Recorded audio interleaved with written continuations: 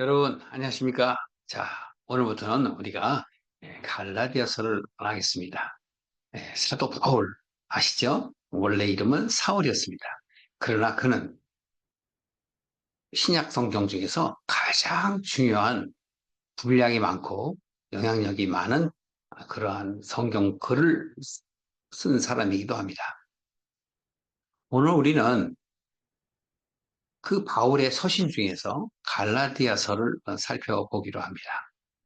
여러분, 이 갈라디아서는 여러분들이 많이 설교를 들어서 아시는 내용이죠.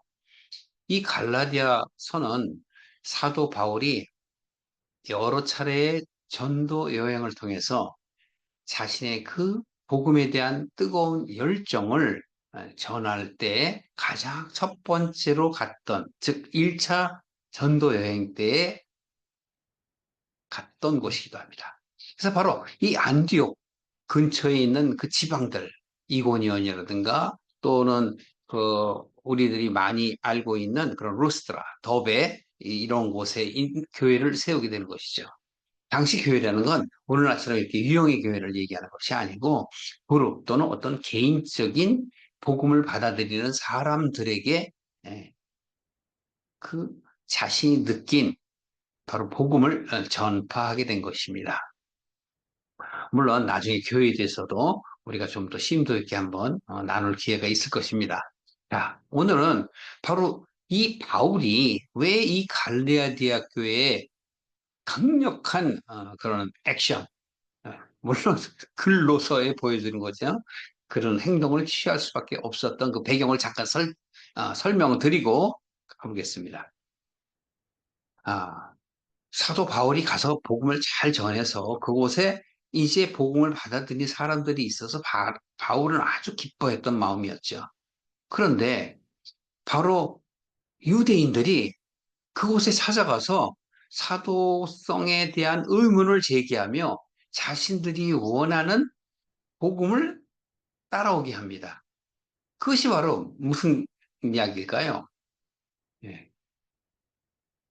이번, 그러니까 기성적인 어떻게 보면 요새 말로 표현하면 보수적인 신앙관을 말하고 있는 것입니다.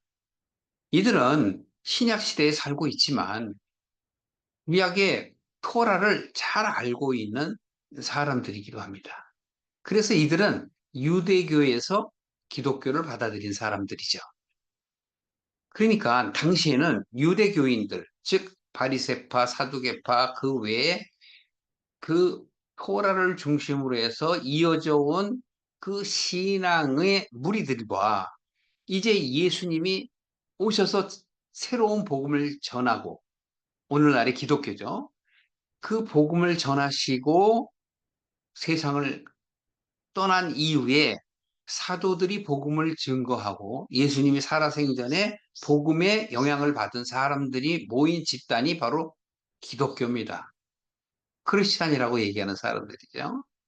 그런데 바로 유대인 기독교인들이 바로 그곳에 찾아가서 사도 바울을 폄훼하고 심지어는 비하하기까지 합니다. 그는 12제자 중에 들지도 못했다.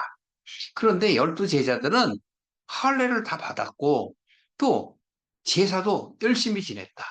이런 식으로 그들을 오도하고 그들을 끌어들이는 거예요.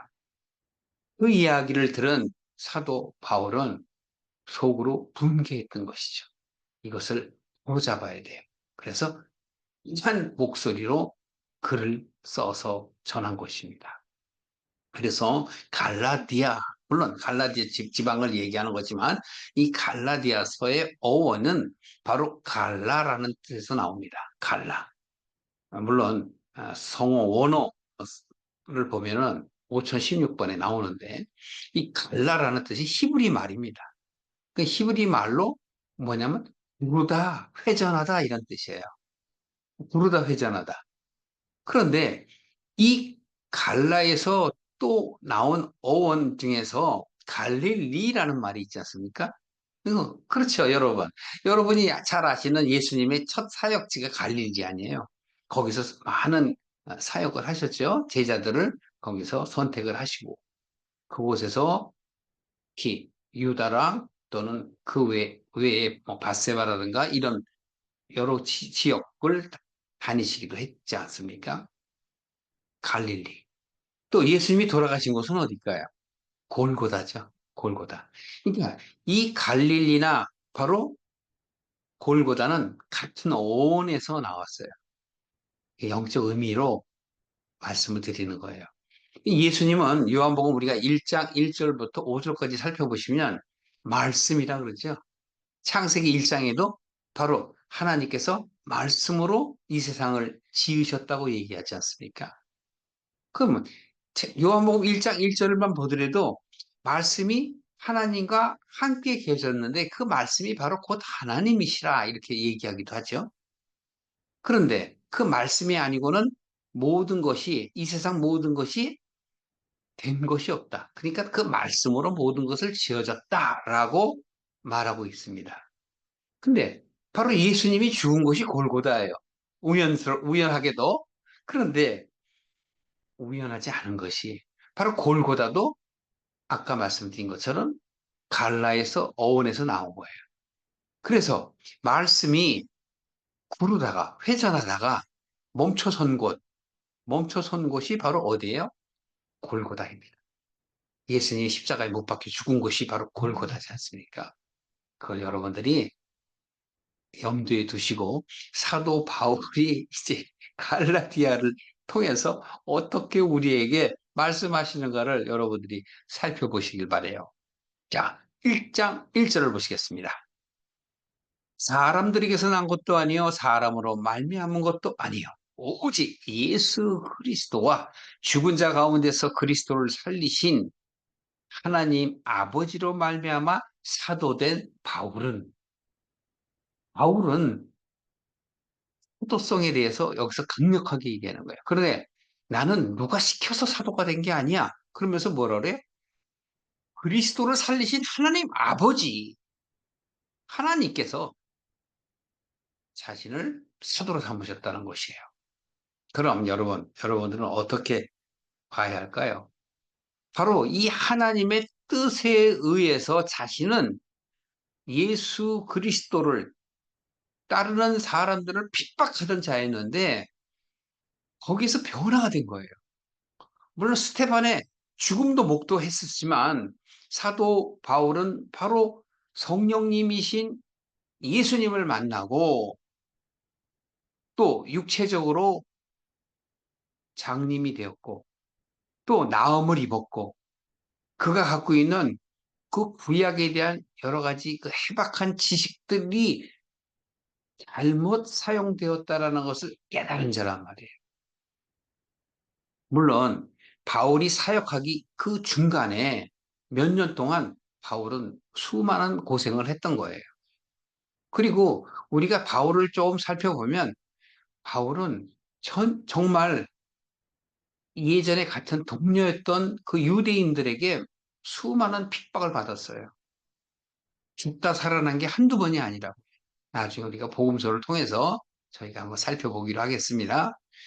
그런데 여기서 지금 이 사도성에 대해서 1장 1절에 하는 겁니다.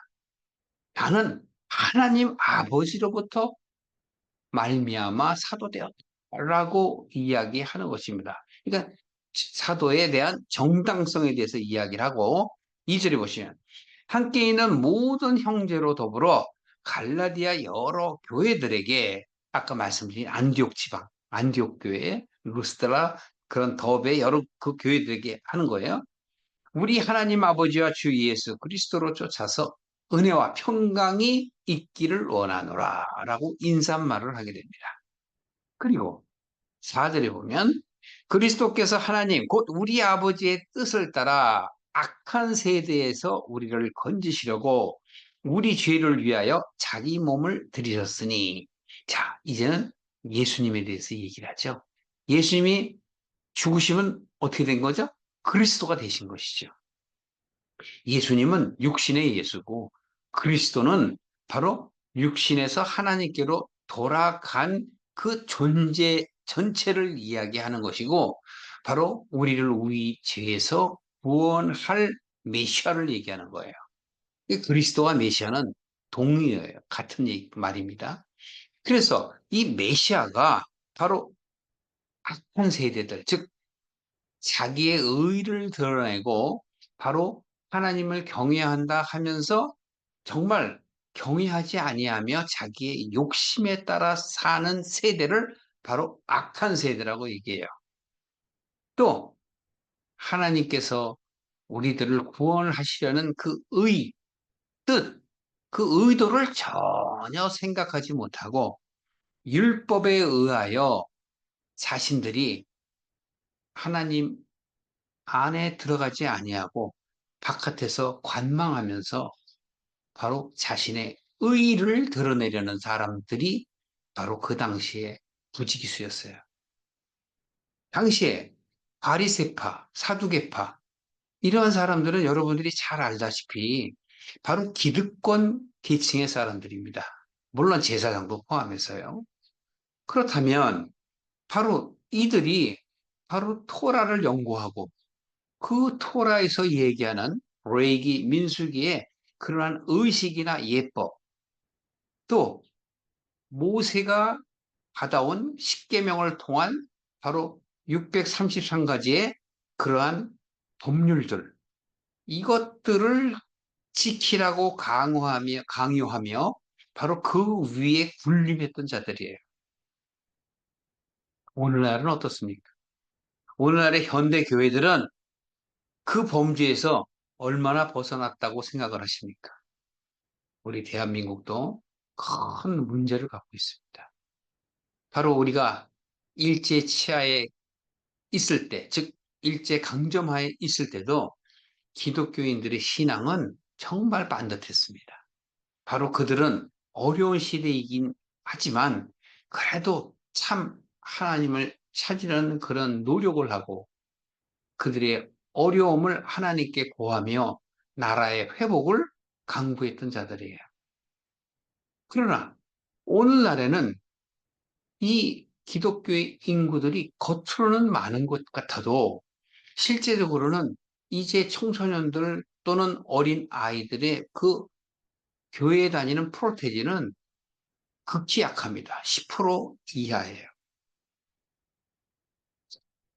우리는 우리의 삶 속에서 물론 구약과 신약 시대에도 있지 않은 우리들은 이 현대 사회에서 바로 성경을 통해서 우리의 믿음을 어떻게 지켜나가야 하며 또 어떤 마음으로 살아야 하고 또 어떻게 하나님께 돌아가야 될 것인가를 생각을 해야 되지 않겠습니까? 바로 변화된 바울이 그 복음을 지키기 위해서 쓴 편지가 갈라디아서입니다. 4절에 그래서 이렇게 합니다. 바로 자신의 의를 드러내려는 이 한 세대들, 당시의 기득권들에게 대해서 강력한 메시지를 전하는 거예요. 바로 우리의 죄를 위해서 자기의 몸을 들이신 그 예수 그리스도를 기록하며 하나님에게 이런 표현을 하는 겁니다. 영광이 저에게 세세토록 있을지어다. 이 저는 누구를 가리키죠? 그리스도를 가리키는 거예요. 바로 영광이 예수 그리스도에게 세세토록 있을지어다라는 얘기는 자신이 전하는 복음이 결코 변하지 않을 것이다라는 것에 중점을 둔 것이에요. 그래서 이제 6절부터 10절까지가 중요한데 이 내용이 사실 좀 깁니다. 그래서 오늘 여기까지만 하고 말아야 되는데 잠깐 살펴보고 다음 시간에 좀 더 자세하게 말씀을 드리겠습니다. 6절에 보시면 그리스도의 은혜로 너희를 부르신 이를 이같이 속히 떠나 다른 복음을 쫓는 것을 내가 이상히 여기노라. 여기서 보세요. 바로 다른 복음이라는 건 뭐죠? 변질된 유대인들, 즉 그리스도교를 받아들이긴 했지만 자기의 것을 버리지 못하는 기존 신앙관을 그대로 갖고 있는 사도 바울은 변했잖아요. 근데 변하지 않은 사람들, 이 사람들이 주장하는 것, 유혹하는 것, 그게 바로 다른 복음이에요. 또 이렇게 얘기합니다. 7절에 다른 복음은 없나니 다만 어떤 사람들이 너희를 요란케, 즉 마음을 혼란하게 만드는 거예요. 너희를 요란케 하여 그리스도의 복음을 변하게 하려 합니다. 예. 참된 복음이 아니라 거짓된 복음, 어떻게 돼? 변증된 복음을 전하는 것이죠. 그런데 그 이방인들은 그럴듯하잖아요. 바로 이들은 예수님을 알죠. 소식을 들어서 알고 또 사도 바울이 와서 복음을 전했으니 자세히는 알지만 바로 우리 인간들은 어떤 곳에 소속되어 있는 것을 좋아합니다. 네. 그것이 우리의 본질이에요. 처음에는 자기가 바로 살려고 즉 안전의 욕구, 그 안전함을 추구하다가 그것이 조금 이제 허락이 되면 어디엔가 소속하고 싶어 하는 그런 마음이 생겨요. 그래서 바로 그러한 변질된 유대인들이 말하는 것에 넘어가는 거예요. 아, 복음도 중요하지만 율법을 지켜야 한다. 그래서 너희들도 할례를 받아야 돼. 할례뿐만이 아니라 제사도 이렇게 지내야 돼라고 이야기하는 것이에요. 또 바울이 제사를 지내지 말라고 얘기한 게 아닙니다. 그런데 바로 사도 바울이 전한 그 복음을 완전히 변질되게 그럴듯하게 포장을 하니 바로 안디옥 지방에 있는 교인들이 말하자면 크리스찬들이 거기에 넘어가는 거예요. 그걸 지금 얘기하는 거예요. 이상히 여긴다. 이런 복음은 없다. 라고 얘기하며 다만 어떤 사람들이 너희를 요란케 너희 속을 네 생각을 번잡스럽게 만드는 거예요. 헷갈리게 한다는 얘기죠. 그리스도의 복음을 변하게 하려 합니다. 예수님이 원하는 게 아니지 않습니까? 열두 사도가 원하는 것도 아니지 않습니까? 그래서 8절에 그러나 우리나 혹 하늘로부터 온 천사라도 어떻게 돼요? 그 천사 할지라도 이렇게 다른 복음을 전하면 즉 예수님이 전한 복음이 아닌 것을 전하면 저주를 받을 것이다. 9절에 우리가 전에 말했거니와 내가 지금 다시 말하니 만일 누구든지 너희의 받은 것 외에 다른 복음을 전하면 저주를 받을지어다. 이것은 메시지예요. 여러분, 심지어 여러분들이 같은 성도들 안에서도 뭐 저주 얘기하면 얼마나 기분 나빠요. 믿지 않는 사람들도 기분 나쁜데. 그 여기서 막 서게 얘기하는 거예요. 이 나쁜 놈들 이런 표현 그런 말 안 했지만 그냥 이거 다 담겨 있는 거예요. 저주를 받을지어다. 저주는 누구한테 받는 거예요? 하나님한테 받는 거잖아요. 그러니까 예수님이 전한 그 진리를 왜곡되게 변형시킨 자들에게 강력하게 메시지를 보내는 겁니다. 그래서 10절에 이제 내가 사람들을 좋게 하겠느냐? 하나님께 좋게 하겠느냐? 그래서 바로 하나님께서 예수 그리스도를 통하여 우리를 구원에 이르게 하시려는 그 목적은 바로 우리가 하나님으로부터 유리되었기 때문에 그래요. 물론 우리가 창세기 시작할 때부터 이 말씀을 계속 전했는데 우리가 이 땅에 온 것, 이 세상에 온 것은 하나님이 우리에게 주신 은혜의 장입니다. 하나님은 빛이시요 우리는 어둠이에요. 창세기 1장 1절 2절에 보면 우리를 어둠이라고 합니다. 하나님께서는 바로 땅이 혼돈하고 공허하며 흑암의 깊음 안에 있다라는 우리의 신앙 상태를 말씀을 하셔요. 그러니까 우리가 마음이 변할 때 하나님과 같이 있어야 함에도 불구하고 우리의 마음이 교만하거나 그런 생각을 가질 때 우리는 여차없이 하나님으로부터 분리될 수밖에 없는 것입니다. 왜? 하나님은 빛이시고 영광이시고 거룩하시기 때문에 우리의 마음 속에 조금만 어둠이 들어가면 떨어져 나올 수밖에 없는 거예요. 다시 갈라디아서로 다시 돌아오신다면 10절에 이렇게 얘기해요. 내가 사람들을 좋게 하랴 하나님을 내야 좋게 하랴. 출애굽 시대 때에도 여호수아가 바로 그런 말을 합니다. 사람들이 그 말을 안 들으니까 바로 똑같은 말을 해요. 너는 오직 하나님만을 쫓아서 갈 것이다. 따라오려면 따라와. 그렇지 않으면 떨어져 나가라. 라고 강력한 메시지를 전했던 여호수아처럼 사도 바울은 이 말씀을 하며 사람들에게 기쁨을 구하랴? 내가 지금까지 사람의 기쁨을 구하는 것이었다면 그리스도의 종이 아니라. 여기 보세요. 그리스도라고 그러잖아요. 여기 그리스도는 예수 그리스도. 아까도 제가 말씀을 드렸습니다. 모두에. 그런데 바로 예수의 종이란 말을 표현하는 게 아니고 그리스도의 종이라 표현한 거예요. 비로소 사도 바울은 깨달은 것이죠. 여러분들은 예수를 믿습니까? 그리스도를 믿습니까? 예, 예수 그리스도. 예수님이 그리스도가 되신 것을 믿으셔야 돼요. 바로 예수님이 메시아인 것을 믿는 것이지 예수님을 믿는 게 아니에요. 예수는 육신으로 오신 보여지는 예수님이고 그분이 사역이 다 끝나서 구원을 이룬 것이 바로 그리스도입니다. 만약 예수라는 이름이라면 그 당시에 수도 없이 많아요. 그래서 예수님을 나사렛 예수라고 표현하는 것입니다.